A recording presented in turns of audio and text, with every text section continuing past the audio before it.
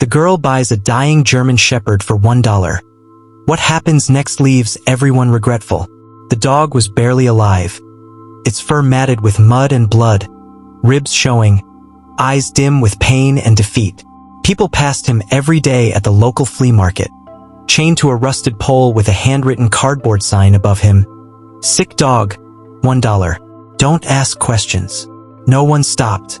No one dared. Until a girl did. Her name was Emma, 13 years old, wearing a hoodie 3 sizes too big and sneakers held together with tape. She had no phone, no bike, but she had exactly $1 in her pocket. She was supposed to use it to buy bread for dinner. Instead, she walked up to the booth, looked the bitter old seller in the eye and said, "I'll take him." The man grunted, took the coin, and shoved the dog toward her with a kick. "He's gonna die anyway," he muttered. "Good luck." But Emma didn't flinch.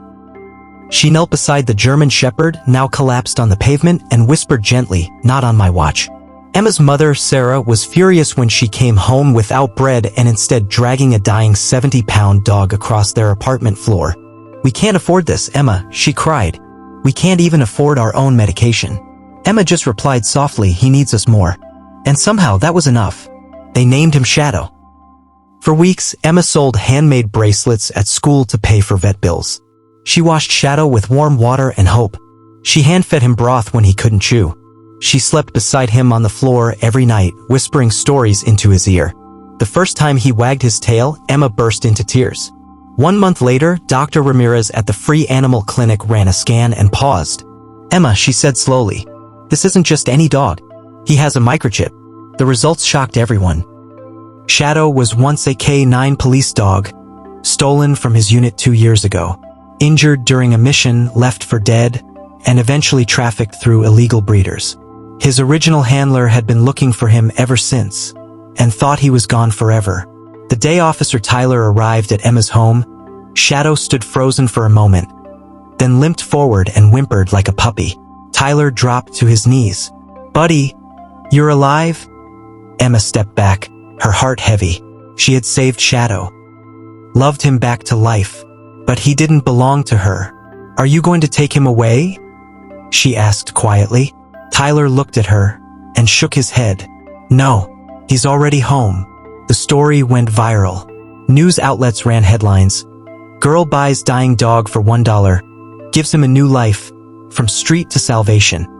How love saved Shadow. People who once walked past the suffering dog without a glance now left flowers at the flea market pole where he was once chained. The old man who sold Shadow was arrested for animal cruelty after a deeper investigation. Dozens of neglected dogs were rescued from his hidden property. And Emma? She was given a scholarship by the police department. A pet care foundation offered her a job when she turned 18.